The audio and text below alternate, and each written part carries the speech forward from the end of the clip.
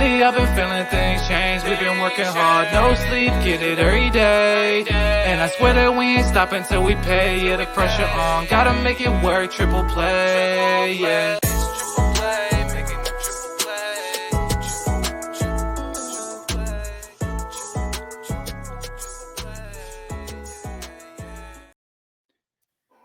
This is Triple Play Fantasy Basketball Week 5. Can't believe it's already Week 5, E. I'm Coach James Lewis on one end. On the other, Doc, the betting man, Mendelson. Ooh, yes, that's a good intro. James, it is Week 5. Like Week 11 for football, Week 5 for basketball. We're almost at Thanksgiving, then talking about like New Year's, and then we're in 2025. Just like, where's time gone, man? We're getting close to like the quarter mark of fantasy. It's crazy how it flies by. Any takeaways from the NBA season? Anything like breakout performances before we get into this week's games and players to pick up? You know what? Maybe I'm gonna rant on your behalf. I feel like this year more than ever, it's if your team hasn't gotten injured.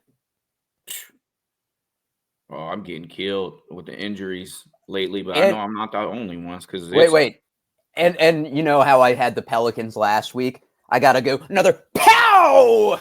That's for Jose Alvarado. Bro, had him in both leagues. He's done. Yeah, like 6 weeks or some shit, man. I gotta be honest. This was Memphis for us last season, but at least we waited till like week 8, week 9. I've never seen a team decimated by injuries at the pace that the Pelicans have. Yeah, well, Memphis last year was pretty. Well, like Memphis, we were talking about like week 10, week 11. We weren't talking this early in the season. Yeah. Takeaways, Giannis dropped a 59 bomb the same night Wemby had his 50, hit 8 threes. He shot 16 threes. Of course, it was against the Wizards. But that's impressive. He's shooting a lot of threes, though. I think he could be a little bit more efficient, but who we're talking about? We're talking about generational. Like Colin Coward. You sound like Colin Coward. Yeah. Is that what he's saying? Colin Coward just goes on a rant about how Wemby shoots threes and at 7'4", how he should be more in the post. But that's not fantasy related. We've given him enough airtime on this. Yeah. LeBron's had like 4 triple doubles in a row. And hit a game winner. What did he do the other day? Like 17 points and Anthony Davis carried their team. Yeah. He shot like 12 times. Had the game winner. So it's pretty efficient. But we're here to talk about his other teammate. In the starting mold, Dalton Knecht, the rookie sensation, has been going crazy. But I'm talking about games watch. I'm getting ahead of myself. This is a fantasy-friendly week. When you got 8, 6, 8, 4, 8, 7, 6, probably not going to have to choose between Ayo Dosunmu and Klay Thompson on who to play in your lineup. You'll fill it up. You got a lot of stream days.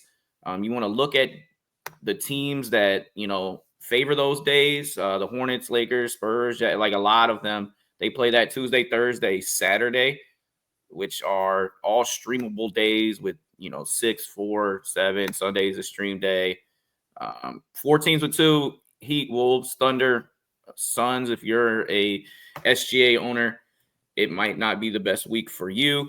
But all the other teams, it's pretty fair play here. Most teams have it 3. Dalton Knecht is on a heater. Last night he dropped 27. He hit 5 threes, 2 games, and in the starting lineup with Rui out.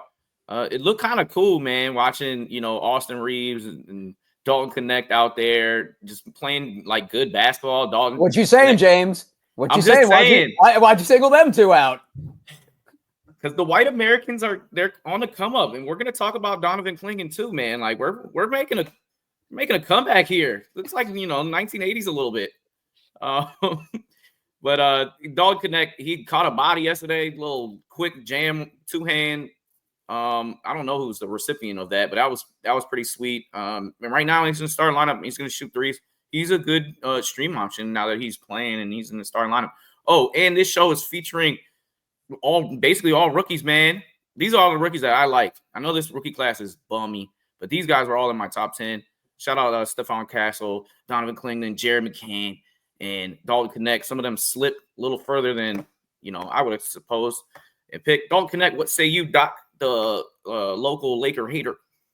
Local Laker hater, more like local LeBron. Realist. Local LeBron realist.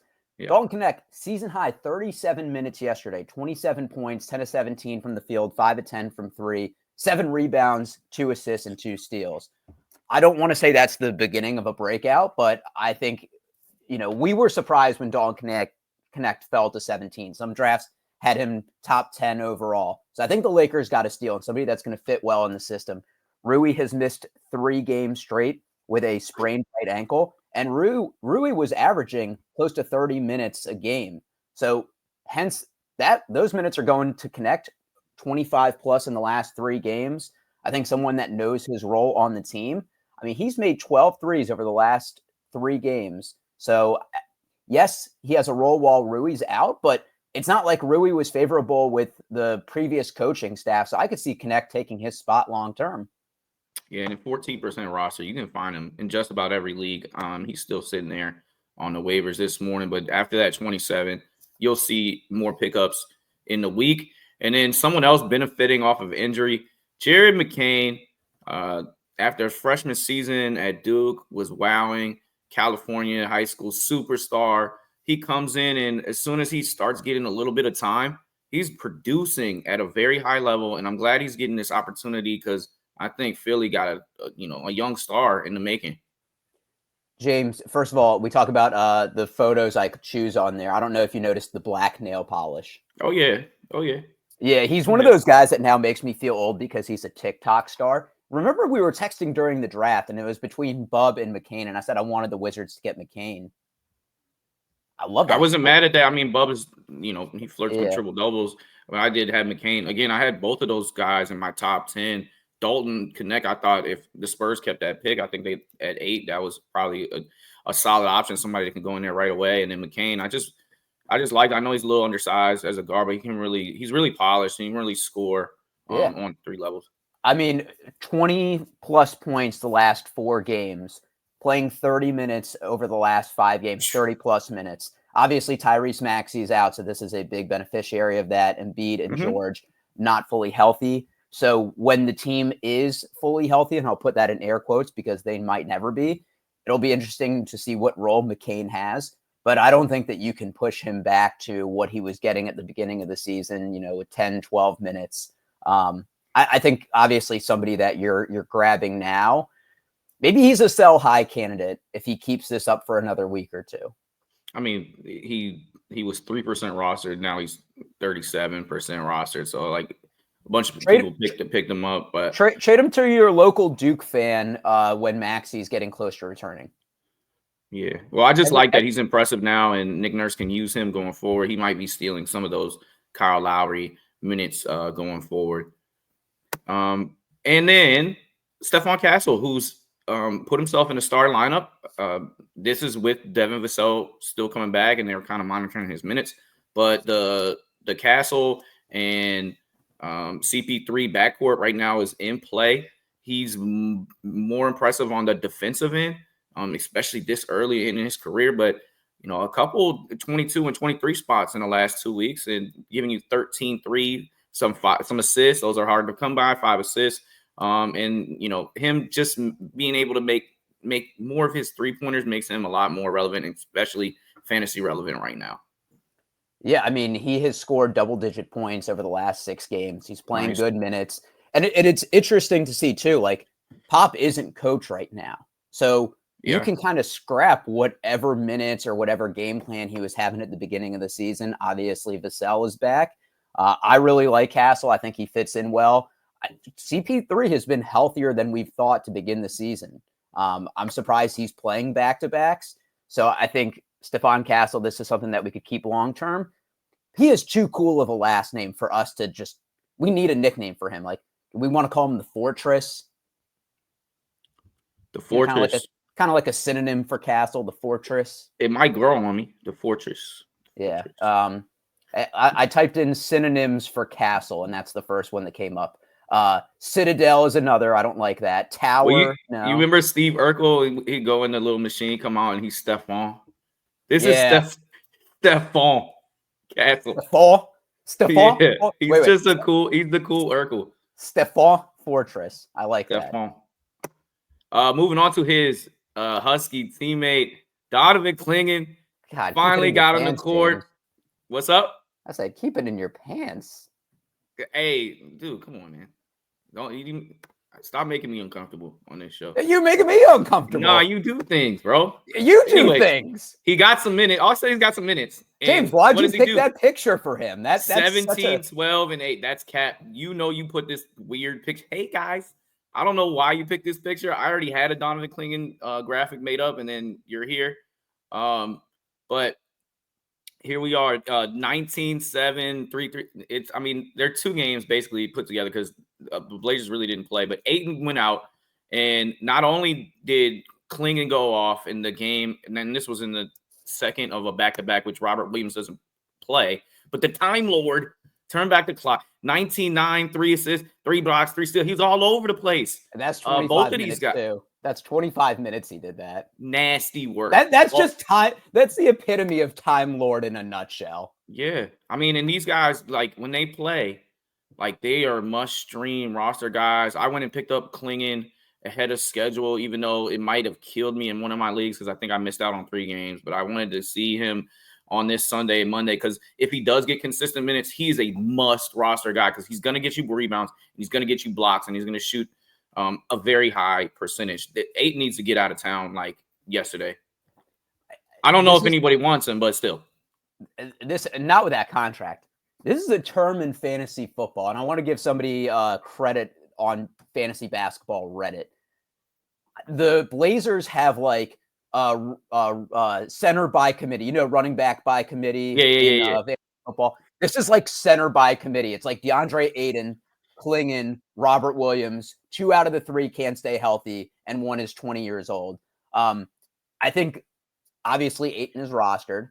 I think I would go and get Clingan over Time Lord because you're going to be doing mental gymnastics and roster gymnastics, putting him in IL spot, adding someone, dropping someone, having him play 19 minutes. Look, you already glazed Clingan enough, so. Thank you. I teach middle school kids, so I understand that comment, but that would have made me uncomfortable as well. Glazing, like whoever made that one up, that's diabolical. It's sus, right? It's sus. You just James, it is not. You putting these sus pictures up. Him, McCain with the fingernails, Donovan Clingan with that, man. You make me uncomfortable, man. Somebody that's playing some Sigma basketball right here, Moussa Diabate. He's getting so many rebounds that is undeniable, and 80% from the field. This is even higher production than those other Hornets centers. It's crazy how the Hornets centers, whoever's playing and starting, they be getting crazy numbers. I think that has a little bit to do with Lonzo Ball. I don't know. Maybe I'm reading too much into it. Maybe I feel good about myself for picking him this year. I got LaMelo on the good year. It was so hard picking LaMelo over LeBron, but I did it, and it's been working out for me. Last week, he had 14 rebounds. He had another 15 rebound game. He's getting you blocks. Category leagues, we love that. In comparison to like Reggie, Grant, Williams, who in the last week is like a little serviceable, especially getting you a steal, getting you a block, hitting a couple threes. Obviously this is no comparison. One's 23% rostered, the other one's 23% rostered, but you've seen the uptick of 22%. So I think that shows a little bit about Yahoo numbers. I digress. Diabate is a move for right now until Nick Richards comes back. I don't know. They haven't even said anything about him. Last update 11 days ago. Yeah. An MRI. Surprise! The Hornets not saying something about an injury. Oh my God! I like this, especially with their centers like Mark Williams too. But Nick Richards, they said, has a right first rib cartilage fracture underneath his clavicle. That does not sound like a short-term injury. No, so I think, it doesn't. Yeah, so I think Diabate long-term will at least, the immediate long-term will have the sustained value. Grant Williams has had like 2 good games. That 17 points and 5 stocks, I'm going to give it to him. And then the 15 points with 2 steals, I'm going to give it to him. But I said before, Grant Williams is kind of a bum. He's playing a lot of minutes to get these stats. Yeah, he's Reggie. So we move on. That's why he's further down the pecking order. Now, your guy, Ziaire Williams is getting a little bit of some bump here for Brooklyn, who, obviously is playing not to win, even though they're sitting in the playoff race right now because they got some dogs on their team. When you got Schroeder and you got some of these other guys that are just out there to play, Nick Claxton and whatnot. Nick Claxton is out. He's getting a little bit of bump. So 4% roster, you can find him in deep leagues. And, these stats aren't bad outside of his woeful shooting percentage. Look, the shooting percentage is bad. James and I are fantasy basketball guys. We also watch basketball sometimes. And I watched the Nets-Knicks game the other night. Nets down by 21. And Ziaire Williams had a bunch of plays, not like necessarily scoring the ball, but impactful. Offensive rebound from a Cam Thomas miss, put it back up. The following play uses his length to disrupt the inbound pass, and it's a turnover. That's going to earn him more minutes, which is something that obviously can translate to fantasy success. Nick Claxton out at least 1 week with a lower back strain. Brooklyn, like you said, they're not necessarily competing this year. They might want to see what they have. Ziaire Williams, 6'8", long wingspan. I think he's earned himself more minutes, and that's 4% rostered. So that means he's available in pretty much every league. Yeah, so 14-team people, I would give him definitely a look, especially with that 1-1 if it's categories. Jake LaRavia, somebody that's really struggled with his field goal percentage in his career, is shooting pretty good right now, and he's filling it up over a lot of the categories. He's one of 4 top minute getters in Memphis that you would be like, scratch your head at the beginning of the season if I told you that Scottie Pippen Jr., Jake LaRavia, Santi Aldama, these guys are getting more minutes than anyone else. I mean, they've been plagued with some injuries, but he's right in there and he's in the fold and he's playing and they're decent. Like, you got to really close them out to get wins. And when Ja comes back and Bane just came back, Smart just came back, they're still a team to watch going forward. I feel like Jake LaRavia is giving us more from a categories league perspective than he did last year. Like, I look at that 5-stock game, that 6-stock game. I don't think this is the conversations we were having last year. We were saying, okay, well, he's going to hit threes. He's getting the minutes. He's actually averaging more minutes this year at 25.1 than he did last year at 23. And that's with all the injuries. I think he's intriguing. He's definitely, I mean, look at the screen. He's giving you something in every category. Well, this would have made him intriguing out of the draft. In Wake Forest, that junior year before he went pro, he was averaging 15, 4 boards. I mean, rather 7 boards, 4 dimes, 2 steals, and a block. Like, that's all across the board, like giving you a little bit of everything. And, accumulatively, if you played, enough games, those things add up and could win you those categories for the week. Moving on, we got a couple other Memphis guys, and this might affect those minutes. Marcus Smart finally back. I had him earlier in the year. It just doesn't look like he's the same fantasy producer. And yeah, he's a great locker room guy, but with his points going down, I really don't know what to say about him. But and he hasn't been playing. He hasn't had a game where he played over 30 minutes. But he is somebody to watch. And, you've seen he's been fantasy relevant, like the back end of your bench in the past. And then Vince Williams, I want to introduce both of them so that you kind of have a pick on. Vince Williams was a hot pickup last year. He's point guard, shooting guard, small forward eligible. We like that. He played 1 game and and in 24 minutes, he had 9 points, 5 rebounds, 4 assists. If you had to pick one, who would you have? I mean, and then, we throw LaRavia in there too. I think LaRavia kind of has the notch over both of these guys, but. Yeah, I'm going Vince Williams over Marcus Smart. Multi-position eligibility, younger, fresher legs. We're talking about somebody that's 24 versus somebody that's 30. They've both dealt with injury, so I think that's going to kind of cap their minutes for right now. It's interesting. Marcus Smart has played 27 games with the Grizzlies since being acquired last year. And think about how many injuries the Grizzlies have had. I don't think he's really found consistency or his role. Like, think about all of his years with the Celtics. He wasn't a producer right away. it kind of took him time to develop and understand his role as the defensive stopper, as a 3-point specialist. I mean, he played 3, 4, 5, 6, 7, 8. He played 10 years with the Celtics, or 9 years with the Celtics. And towards the back end, we were like, okay, he's a solidified stud. And I don't think he's found that with Memphis yet. Vince Williams. It's hard to find that when you, like you said, 27 games, he's not healthy at the same time. Jaws missed most of that time as well. And Jaws missed time. And with the Celtics, you know, he had JB, he had Tatum. Like, those guys were consistent. What makes them so great and the Celtics so great is like they don't miss time. They're staples of consistency. Exactly. With their health and durability. And so it's easier to find your role a little bit when your, you know, star guys are there and they play. And Jaren Jackson Jr. is no stranger to the injury report either. Yeah. I mean, look, we were talking about everybody last year. Desmond Bane missed time. Vince Williams missed time. G.G. Jackson missed time. So there's just no consistency there. But I don't know. He's averaging 20.1 minutes per season.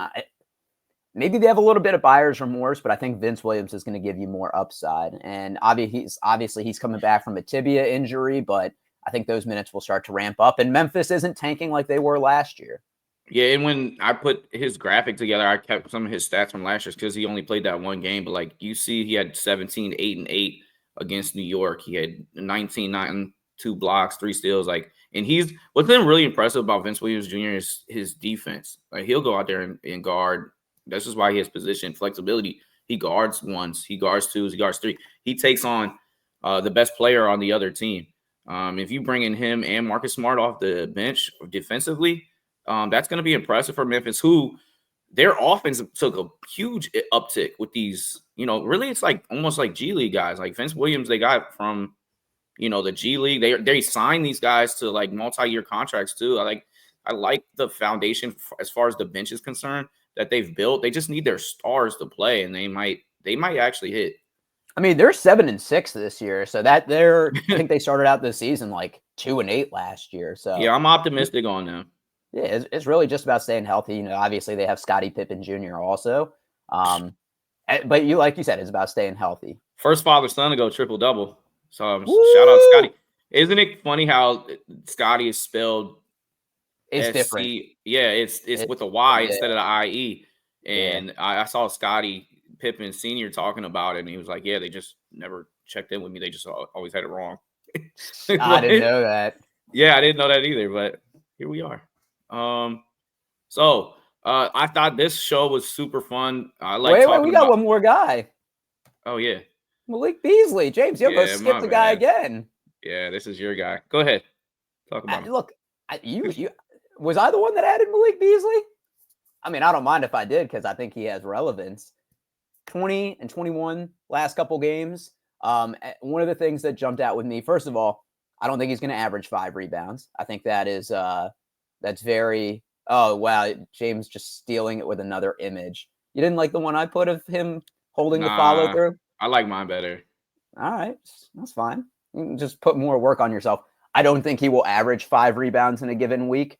He, for his career, has averaged 2.8 rebounds per game. But one of the things that jumped out to me, NBA Cup, they're down by 3 against Miami, like 10 seconds left. Who takes the shot? Malik Beasley. I don't think Detroit has that go-to score. I don't think it's Cade.